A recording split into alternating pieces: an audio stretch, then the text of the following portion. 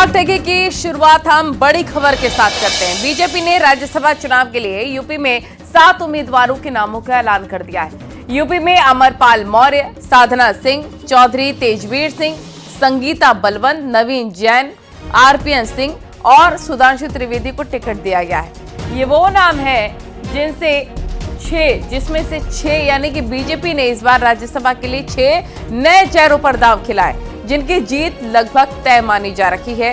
उसमें से एक नाम उत्तराखंड से महेंद्र भट्ट। कई बड़ी खबर इस वक्त हम आपको बता रखे हैं।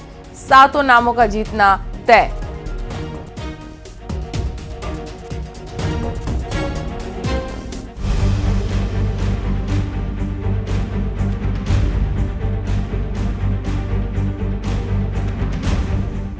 लोकसभा चुनाव से पहले राज्यसभा का दंगल शुरू हो चुका है। चेहरे फाइनल हो गए हैं और उन प्रत्याशियों को मैदान में उतारा गया है जिससे 24 का संदेश दिया जा सके। और इसी रणनीति के साथ बीजेपी ने नए चेहरों पर भरोसा जताते हुए सियासी समीकरण साधने की कोशिश की है। राज्यसभा में नए चेहरों पर भरोसा। बीजेपी ने 7 में से 6 नए चेहरे उतारे हैं। सुधांशु त्रिवेदी को रिपीट किया गया है। काशी क्षेत्र के प्रभारी अमरपाल मौर्य को राज्यसभा का टिकट मिला। गाजीपुर की संगीता बलवंत को भी मौका मिला है। आरपीएन सिंह को राज्यसभा भेजा जा रहा है, तो वहीं तेजवीर सिंह और साधना सिंह को भी मौका मिला है। राज्यसभा चुनाव के लिए प्रत्याशियों के नाम का ऐलान लोकसभा चुनाव के लिहाज से काफी अहम है, क्योंकि बीजेपी ने इसके जरिए क्षेत्रवार पूर्व से पश्चिम और उत्तर से दक्षिण को साधने की प्लानिंग की है। भारतीय जनता पार्टी ने उच्च सदन के लिए अपने नामों का ऐलान कर दिया है। इस लिस्ट में इस बात का खास ख्याल रखा गया है कि सभी जाति के लोगों को सही से प्रतिनिधित्व दिया जा सके। इन सब के बीच में सबसे खास बात यह है कि आरपीएन सिंह, जो कि उत्तर प्रदेश में पूर्वांचल से आते हैं, उनको राज्यसभा का प्रत्याशी बनाया गया है। 2022 के विधानसभा चुनाव से ठीक पहले कांग्रेस छोड़कर के आरपीएन सिंह ने बीजेपी का दामन थामा था और वो लोकसभा के प्रबलतम दावेदार माने जा रहे थे। राज्यसभा सांसद की 10 सीटों के लिए होने वाले चुनाव में बीजेपी को 7 और समाजवादी पार्टी को 2 सीट मिलना तय है। अगर बीजेपी ने 7 सीटों पर संतोष कर लिया तो सपा को 3 सीट मिलेगी, लेकिन बीजेपी ने 8वीं सीट के लिए संघर्ष किया तो चुनाव की नौबत आएगी। राज्यसभा चुनाव में एक सीट के लिए 40 विधायकों का मत चाहिए। बीजेपी के पास 277 मत होने से 7 सीट पहले से तय है। समाजवादी पार्टी के पास 117 विधायक होने से 2 सीट तय है। ऐसे में 8वीं सीट के लिए बीजेपी एसपी में फाइट होगी। 8वीं सीट के लिए बीजेपी को 40 और सपा को 1 सीट चाहिए। ऐसे में जानकारों का कहना है कि ये भी संभव है कि बीजेपी 7 ही सीट पर संतोष कर चुनाव को निर्विरोध संपन्न कराए। लेकिन जिस तरह से राज्यसभा के लिए चुनावी माहौल तैयार हो रहा है, ऐसे में 8वीं सीट की फाइट जबरदस्त होने वाली है। Bureau report, news 18।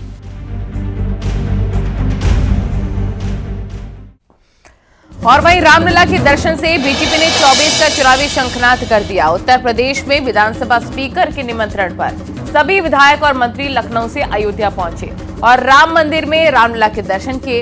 इस दौरान बीजेपी के बड़े बड़े नेताओं ने तीसरी बार मोदी सरकार का नारा भी दिया। तो आज योगी के सभी मंत्रियों ने रामलला के दर्शन किए, वहीं बीजेपी और आरएलडी के विधायकों ने दर्शन किए। साथ ही बीएसपी और कांग्रेस के एमएलए भी आज अयोध्या रामलला के दर्शन करने के लिए गए। इस दौरान बीजेपी ने अयोध्या से 400 पार का नारा दिया। साथ ही यूपी के सभी 80 सीट जीतने का भी दावा किया है। पूरी खबर आपको दिखाते हैं इस रिपोर्ट में।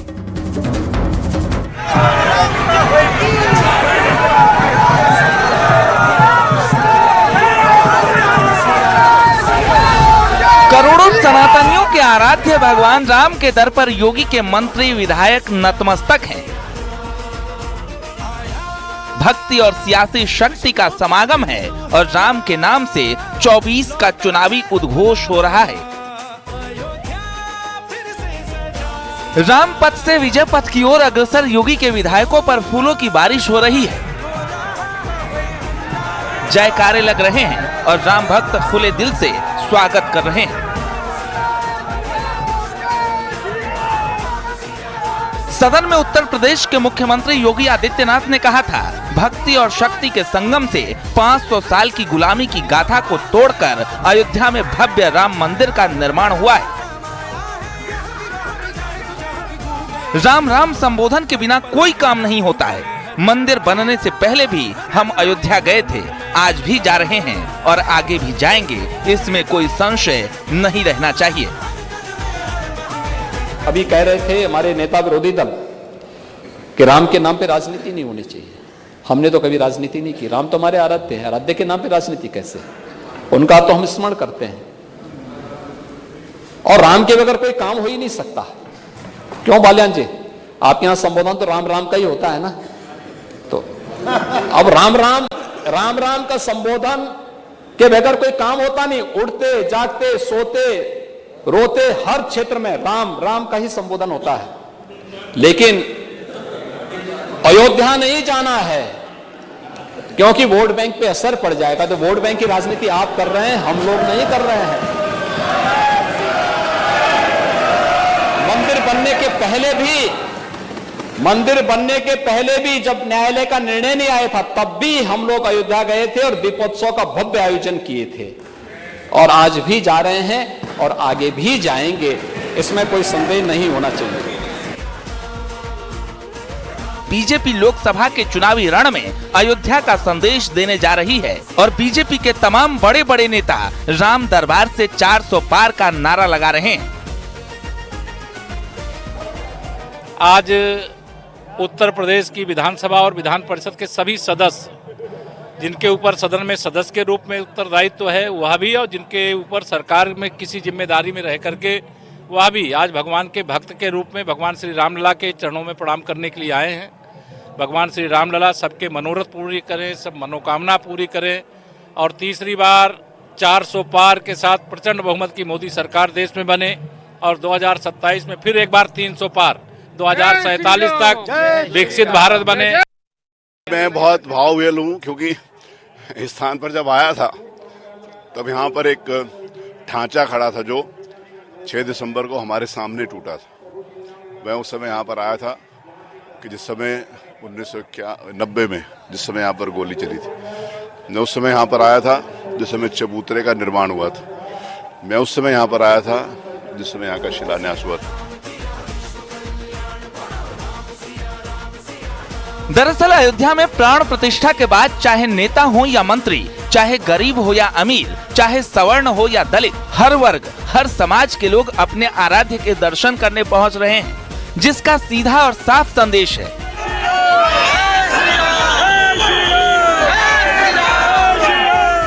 23 जनवरी को 4 लाख लोगों ने दर्शन किए।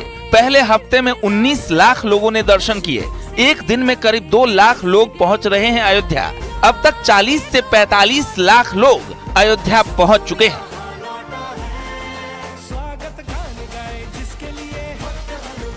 दरअसल इतनी भीड़ उस समय है जब प्रोटोकॉल वाले लोगों और बड़े समूह में आने वाले लोगों को चरणबद्ध तरीके से दर्शन के लिए आने को कहा गया है। आने वाले दिनों में ये भीड़ और बढ़ने वाली है क्योंकि देश के कोने कोने से राम भक्त अयोध्या पहुंच रहे हैं, जो वोट बैंक में भी तब्दील होने वाले हैं। इस वक्त जो भी इस धरती पर है सौभाग्यशाली है। वर्षों की प्रतीक्षा समाप्त हुई और प्रभु श्री राम के दर्शन आज हमारे सभी विधायकगण, माननीय मुख्यमंत्री सहित सारे मंत्रीगण ने दर्शन किया है। तो दूसरी तरफ बीजेपी राम भक्तों को अपने खर्चे पर दर्शन भी करवा रही है ताकि यूपी के अलावा तमाम राज्यों के श्रद्धालु प्रभु राम का दीदार कर सकें और गांव-गांव तक मोदी योगी की नीति का प्रचार प्रसार कर सकें। लेकिन जो तस्वीर अयोध्या से आज सामने आई है वो भक्ति शक्ति के संगम का बखान करने के लिए काफी है। Bureau report, news 18।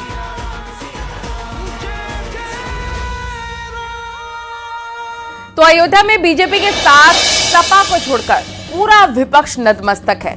इंडी गठबंधन के साथी भी रामलला के दर्शन करने पहुंच रहे हैं, लेकिन अखिलेश यादव अब तक अयोध्या से दूरी बनाए हुए हैं। ऐसे में क्या राम विरोधी समाजवादी पार्टी इंडी गठबंधन में भी अलग थलग पड़ चुकी है? आपको दिखाते हैं पूरी रिपोर्ट।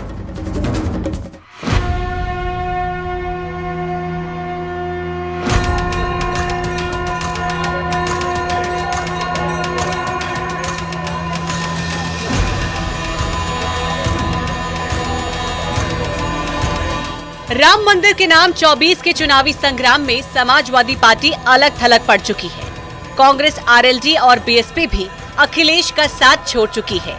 पूरा विपक्ष बीजेपी के साथ हो चला है और सबकी जुबान पर सिर्फ राम का ही नाम है। लोकसभा चुनाव में राम मंदिर का क्रेज ऐसा है कि अब कांग्रेस भी सपा का साथ छोड़ चुकी है।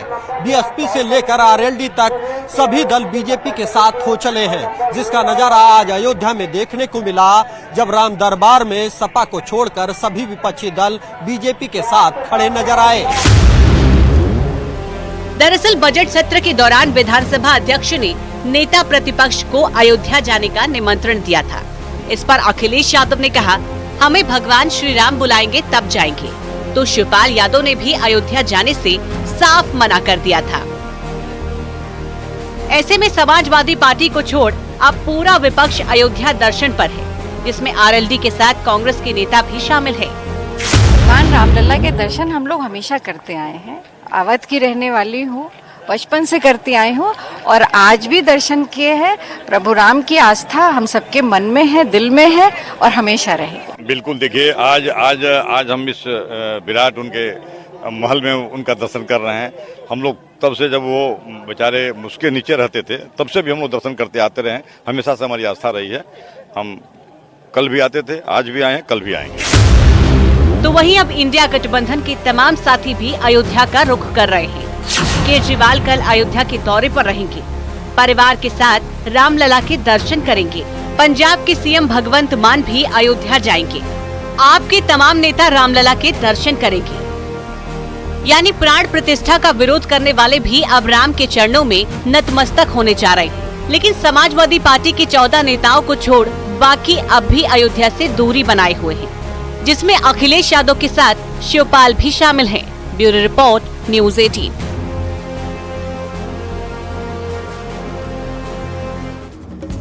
वहीं हल्द्वानी हिंसा में साजिश की आग भड़काने वालों की धीरे धीरे पहचान हो रही है। उन चेहरों से भी नकाब उठ रहे हैं जिन्होंने देवभूमि में दंगा भड़काने की प्लानिंग की, क्योंकि पुलिस ने जिस जावेद सिद्दीकी को गिरफ्तार किया है वो समाजवादी पार्टी के नेता का भाई है।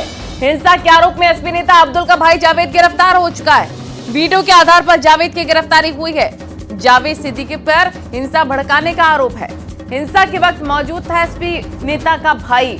अब तक 7 मुख्य आरोपी गिरफ्तार हो चुके हैं। हिंसा का मास्टरमाइंड अब्दुल मलिक भी गिरफ्तार हो चुका है। तो वहीं पर हिंसा भड़काने में 5000 आरोपियों का नाम सामने आया है। ये पूरी खबर आपको विस्तार से दिखाते हैं इस रिपोर्ट में। ये वाली गली बंद है, आपके घर में जाओ।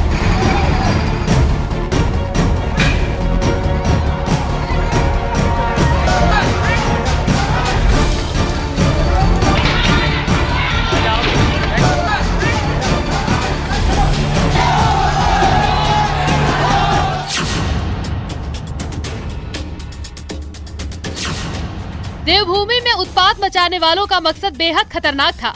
उपद्रवियों की कोशिश सुरक्षा और कानून व्यवस्था पर सवाल खड़े करने की थी। इसीलिए हल्द्वानी में पूरी प्लानिंग के साथ पुलिसकर्मियों पर पत्थर बरसाए गए।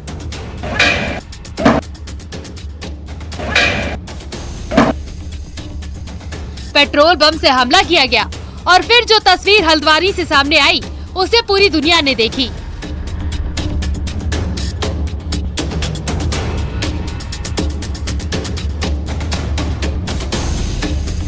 लेकिन अब जब धामी की पुलिस एक्शन में आई तो कई चौंकाने वाले खुलासे हो रहे हैं।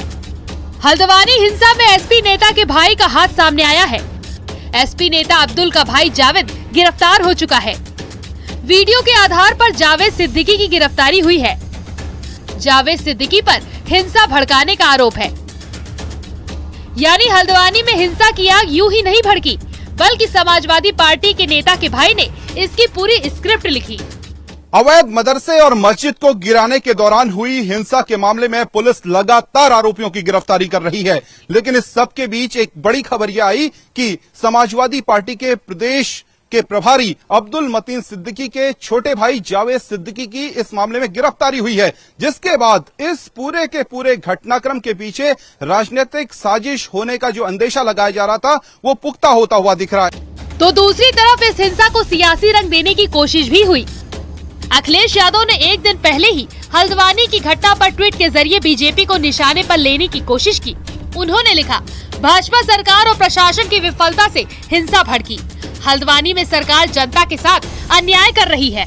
हिंसा में हुई लोगों की मृत्यु हृदय विदारक, पीड़ितों को मुआवजा मिले। यानी एक तरफ समाजवादी पार्टी के नेता का भाई हिंसा की आग भड़काने में शामिल था, तो दूसरी तरफ अखिलेश यादव इस हिंसा में धामी सरकार को घेरने की कोशिश कर रहे थे। लेकिन सीएम धामी ने साफ कर दिया है कि देवभूमि की शांति बिगड़ने नहीं देंगे और अवैध अतिक्रमण के खिलाफ आगे भी कार्रवाई जारी रहेगी।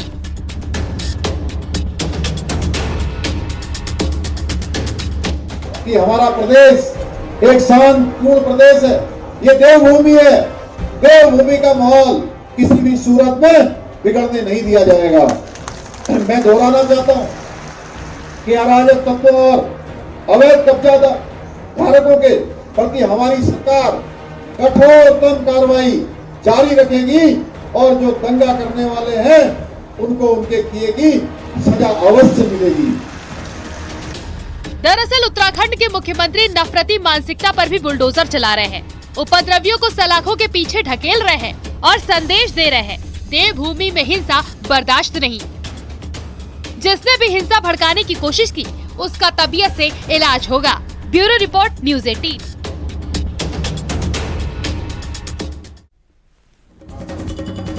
और इस बीच बड़ी खबर आपको बता दें, यूपी की सियासत से जुड़ी बड़ी खबर। आरएलडी मुखिया जयंत चौधरी के एनडीए में शामिल होने के संभावनाओं के बीच आरएलडी में घमासान। सूत्रों के मुताबिक 9 में से करीब 4 विधायक जयंत चौधरी के संभावित फैसले से नाराज हैं। आज अयोध्या जाने वाले तमाम विधायकों के साथ ये नाराज विधायक नहीं गए थे। राम मंदिर का दर्शन करने के लिए वो नहीं गए थे। अयोध्या जाने पर भी पार्टी में दो फाड़ हो गई है। अब नाराजगी का ये तर्क दिया जा रहा है कि 2022 में जनता के फैसले से बंधे थे, जनादेश ही सिरमौर रहेगा। शिवम प्रताप हमारे सहयोगी फोन लाइन पर जुड़ गए हैं। शिवम, क्या जानकारी मिल रही है? बताया जा रहा है कि आरएलडी में दो फाड़ नजर आ रही है। निश्चित तौर पर उत्तर प्रदेश की सियासत से जुड़ी बेहद बड़ी खबर है ये। राष्ट्रीय लोकदल जो बीते दिनों जिस तरीके का घटनाक्रम हुआ, चौधरी चरण सिंह को भारत रत्न दिया गया, उसके बाद लगातार ये चर्चाएं थी कि राष्ट्रीय लोकदल 2024 लोकसभा चुनाव से पहले यूपी में बीजेपी के साथ गठबंधन कर सकता है और एनडीए को मजबूत करेगा। लेकिन अब न्यूज़ 18 से उच्च सूत्रों का ये दावा है कि रालोद में इस फैसले को लेकर दो फाड़ हो गई है। जो संभावित फैसला जयंत चौधरी लेने वाले हैं, इसको लेकर कई ऐसे विधायक हैं जो बेहद नाराज हैं। रालोद मुखिया जयंत चौधरी के एनडीए में शामिल होने की संभावनाओं के बीच पार्टी में घमासान हो गया है। लगभग 9 में से 4 विधायक इस फैसले से बेहद नाराज हैं और ये बात तब सामने आई जब आज अयोध्या तमाम दलों के विधायक गए थे, लेकिन आरएलडी के कई विधायक अयोध्या नहीं गए, जिसके बाद इन बातों को बल मिला कि वो सपा के संपर्क में है। ये वो नेता हैं जो सपा में पहले रहे हैं लेकिन रालोद के सिंबल पर 2022 लोकसभा चुनाव लड़े थे। इन नेताओं का ये तर्क है कि 2022 में जनता का जो फैसला हुआ था, जनादेश मिला था, वो सपा के साथ चुनाव लड़ने को लेकर मिला था, लेकिन जयंत चौधरी ने अचानक पाला बदल लिया है, जिससे क्षेत्र की जनता नाराज होगी। हालांकि इन विधायकों का गुप्त तौर पर यह कहना है कि जयंत चौधरी ने चूंकि अभी तक कोई आधिकारिक घोषणा नहीं की है, ऐसे में ये कोई ऐलान नहीं कर सकते, लेकिन आने वाले समय में जब जयंत चौधरी बीजेपी के साथ आधिकारिक गठबंधन का ऐलान करेंगे तब ये विधायक अपना पाला बदल सकते हैं। शिवम, और सूत्र क्या बता रहे हैं? आपके सूत्र क्या बता रहे हैं? कौन कौन से जो नाराज विधायक हैं उनके नाम क्या अब तक सामने आ पाए हैं? आपको जानकारी?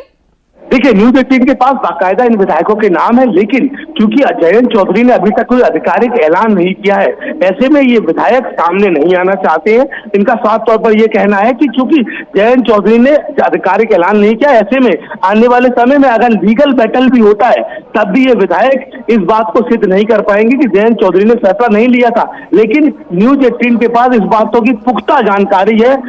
कई ऐसे नेता हैं जो संपर्क में है, जिनका दावा है कि साफ तौर पर ये विधायक बेहद नाराज हैं और ये जयंत चौधरी के अगले कदम का इंतजार कर रहे हैं। क्या होता है। शिवम, बहुत शुक्रिया आपका तमाम जानकारी साझा करने के लिए।